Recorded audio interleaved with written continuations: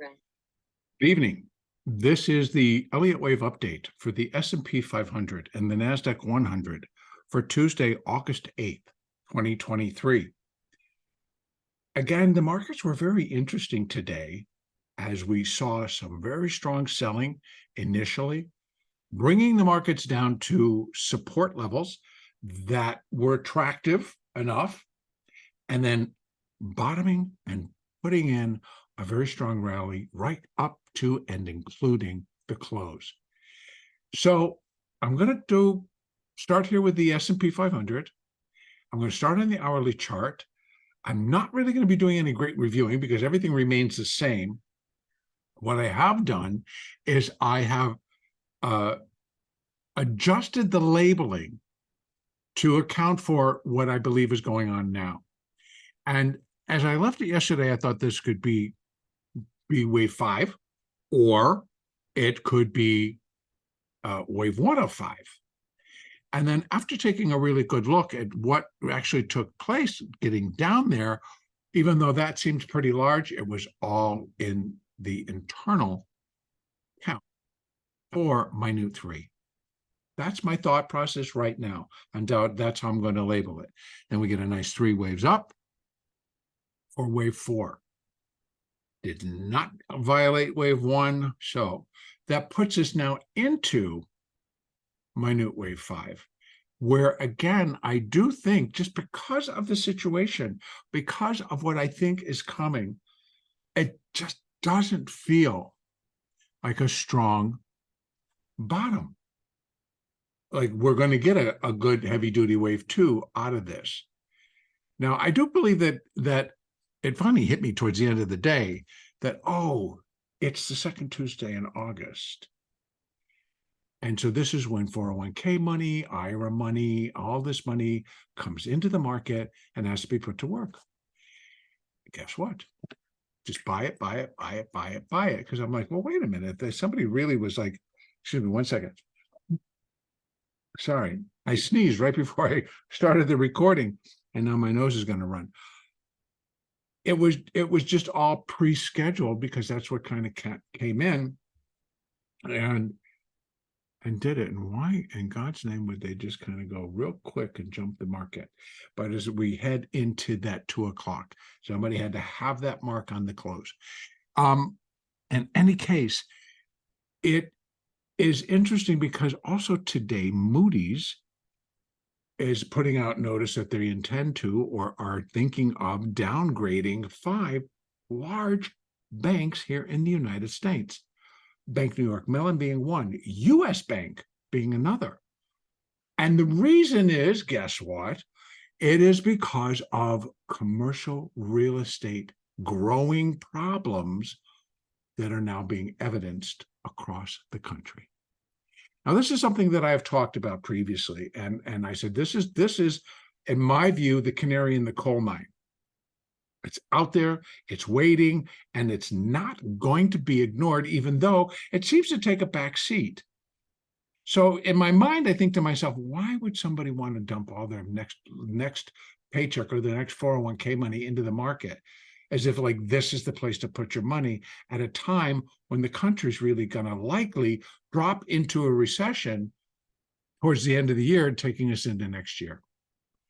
So again, that's my own thinking, but who am I? People get to choose what they choose and do what they do because we have that ability. In any case, what I do see happening is that I do think that we have additional downside. A couple of reasons why. I do believe that it's like, if we are in minute 5, I can throw some fibs up there that are going to tell me, well, where should it come in? So again, just using Elliott, when we're comparing a 5th wave, what we're really looking at is the 5th wave is related to the 1st wave. So we run Fibonacci's accordingly that show us the most common relationship for a 5th wave to a 1st wave is that they're equal. They're equal in length. And that equality is here in the S&P 4461. That's where equality comes in. And then the second most common is 0.618. Well, that's already been surpassed and recovered. So my first thought is like, well, maybe that was it. But I just don't think so. And then the third would be 1.618, and that's down here, 44.10. So I actually think that these are the two levels that are going to come into play. Now, we still have things that are coming out this week. Now, a couple of things today. We had, I think it was Harkin out early, and then Barkin or Barkin, or however we pronounce their names, came later. And one was kind of talking about, well, that we probably could get a reason to pause. The data would be strong enough that we could pause in September or take a pause or whatever. And that tossed so about 8:15, 8:30 this morning Eastern time, suddenly we had this turn and the market started to rally pretty strongly. Well, it didn't last much after the opening, and then they all came in and it was sell, sell, sell, sell, sell, driving the market down again. The Dow being down over 400, the NASDAQ being down like 280, 290, and then turning it where the Dow recovers more than 50% of that decline. The NASDAQ covers more than 50% of the decline. The S&P, just also jumps up. So it just makes it to be very interesting. And another reason that it was very interesting for me is because I constantly am telling you guys that, yes, I am now taking a picture and I'm looking at what I think is coming now and or into next week, or I don't think that we've bottomed yet. But the trading, because the moves are so dynamic, and they may not be the easiest to kind of grab, but if you know your signals and you know how you're playing this particular market, the day trading was pretty good today. And so my goal, of course, is to kind of have come in. I have my monetary goal that I try to meet each day, and then I'm done, and then I stop. And so I totally advocate, if you're interested or if people want to, in day trading. And let me be perfectly clear. Not every day are you going to be in tune with the market. Not every day is the market going to be in tune with itself. And you can get caught in a couple of things, and you can just really get caught up and end up with a losing day. But there are ways to limit it. There are ways to stop when you reach a certain level. Just, I'm not in tune, or whatever the situation is. But I continue to advocate day trading, particularly because the markets, they're not easy right now. Whether we're in transition from, an upside move to a downside move or not, these are not easy times to actually step in and start trading the market. So even the people that are saying that, well, I'm in it for the long haul, so, hey, I'll take a loss, because at least I'm in, and when the market turns around, I'll be there and I'll be all ready. Which is a concept that just does not sit well with me. But hey, again, who am I? So we each get to make our own choices. Now here, I do think that we have an additional, I think that what this is we had 1 of 5 bringing us down. This is all part of 2 of 5. Couple of things that I can put into this. Let me just put this up a little bit higher.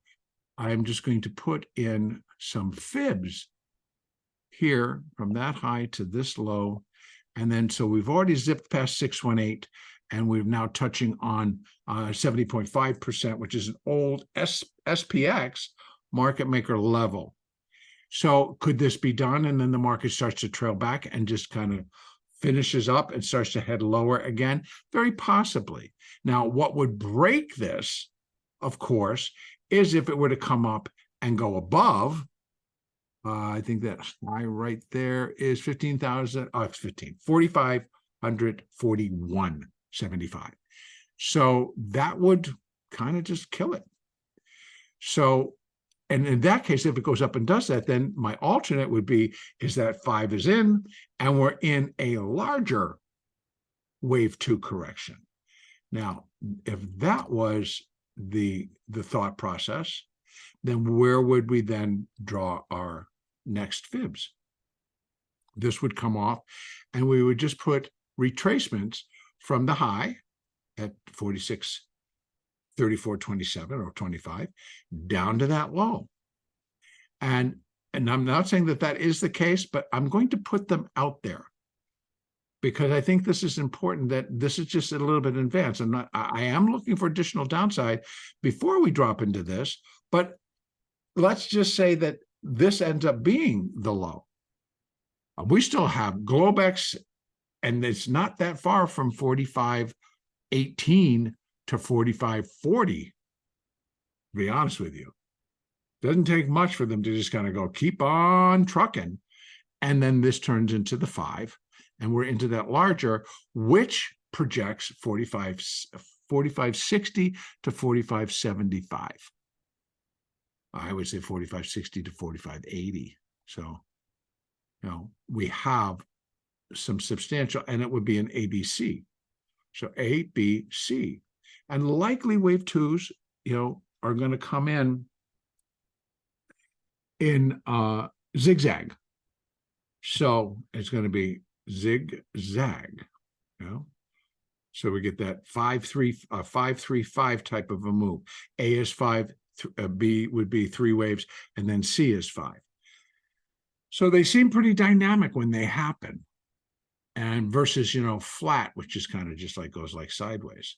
So again, even if this was wave 2 of 5, I would kind of think we're pretty much getting close to that end point.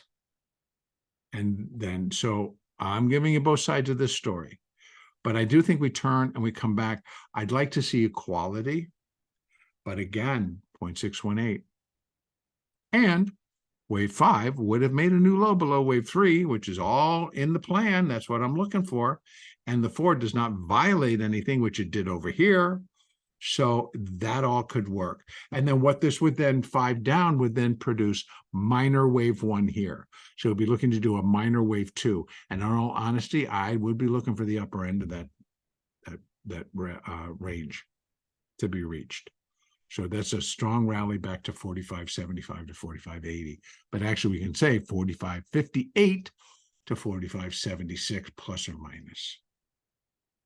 So that's what I think we got coming. But then let's not forget that on Thursday, we have CPI, and there's a lot of narrative, a lot of talk going on about what should we expect from that CPI number. Let me just take a quick peek at the U.S. economic calendar. And they're actually saying it's going to come in unchanged. Now, so what happens over that? If it doesn't, if it comes in worse, if inflation actually starts to uptick, what happens then?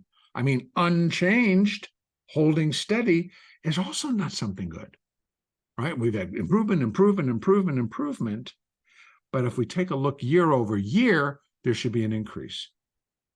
If we look at core year over year, there's a slight decrease. So maybe that's, utilities. It could be gas. It could be things of that nature. Because food, I think food, core is usually minus food and energy. It always surprises me. But so anyway, we'll find out on Thursday. So tomorrow we could just continue to play around and work higher. Why? Because we don't have any numbers. So there's nothing to really stand in the way to change that narrative, other than just Moody's actually does come out and state that they're downgrading these banks. Or, something does come back out about the Fitch downgrading the United States. There's still plenty of things rolling around that could change and upset this apple cart, so to speak. So right now in the S&P, here's what I'm thinking. Either we do continue to move higher. If it breaks above 45.42, then I'm going to put that 5 down here and a minor 1, and we'll be in a minor 2. We know where those levels are. They're right here for it, but it's going to come up in an ABC. So we'd be looking for it to rally, to decline, and then rally, and end up in here. Could it do it all tomorrow? It can. Or it might do part of it tomorrow, do sink, and then come back up, because CPI will be accepting to what people are looking, also initial jobless claim. So a lot of stuff still to kind of come in. All right. So, or we do start to head lower, and we get another where the morning starts out selling, and they sell it pretty hard, right for that first hour, hour and a half. And then we get ourselves down to 44.61, 44.60, maybe a little bit below. So again, what I've continued to say, I really would like to see this cemented. I'd like an anchor, a low anchor that I can drive in and cement. Just like, yep, that's the point. And now that finished that wave one, and here we go. And a decent wave two. And then et cetera, and then as we move along. So there's our scenario. Either that is 5, and we're going to proceed to continue to bounce in a wave 2, or it is just 2 of 5, and we turn and head lower in a 3 of 5, target 1, target 2. Over in the NASDAQ, it really is the same story, and I'm leaving it open here as well. Again, I did move that 3 down. Had it here. There was the 4. Didn't like the overlap. I think that wave 3 should be the longest and the strongest. And down here, it kind of is right now. And there's the 4, and then we get the 5. Now, see, other take on this is that within here, 1, 2, and extend to 3, 4, 5 of 3, 4, 5 of 3. That's kind of one of my alternates right now. And so this is the 4. So my new 3 would have ended here. And I kind of can do the same thing in the S&P as well. Let me just zip back there very quickly, where I could put the 3 down here. It doesn't fit as clean, because this 4 was pretty big to me. But if I kind of come down, we do subdivide pretty quick. That was Fitch downgrading the United States. And then we got the balance of it, and then we got a rally, then we got a hit really hard. So it's still nice and clean here. Where in the NASDAQ, it's been a lot more struggle to put in downside, except today. And they just kind of smacked it real hard. But that's because we got that from the Moody's news. So, Fitch tackled us first, then came Moody's. And so if that actually gets put through, and tomorrow we see in another slice lower based on the banks, because they hit Goldman Sachs pretty hard, they hit JP Morgan pretty hard, but JP Morgan and Goldman both recovered into the close. JP Morgan was down 2 or 3, ends up less than $1. Citigroup down about $1 something, ends up like down 5/8, 67 cents. So, it's the markets. It's just the way it is. And it's like, who cares? We're just going to continue doing what we do. So, couple of ways of interpreting it. Either 3 could be here. Although, if this is like an internal 3, and this is a 1, 2, 3, 4, but now we're overlapping. So you see, it manages to really kind of, because they're so tight, it really kind of screws up all of the possibilities. So I'm leaving the 3 there, the 4 there, and this is 1 of 5, 2 of 5, and we come down. So same exercise. We can go in, we can take a look at the fibs. And right now, we just popped above 50, came back down below 50. So we have up to 618, which is 15,391, I'm going to call it. And it cannot go, of course, it cannot go over where 1 of 5, quote unquote, would have started. And that's at 15,492. So actually 497. So it starts going above there, then this is the 5. And minor wave 1. So here, we haven't even gotten to the 618, let alone equality. Right? So there's the 4. Equality here is 14,916. So 618, 15,137, 138. Equalities here.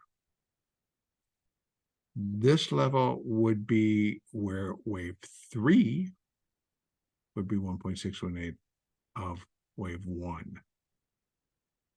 So if I'm calling that 3, I should probably take this off, which I'm going to do.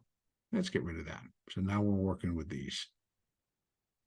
And that one down there in the bottom, let me go out here and see where this one is coming from.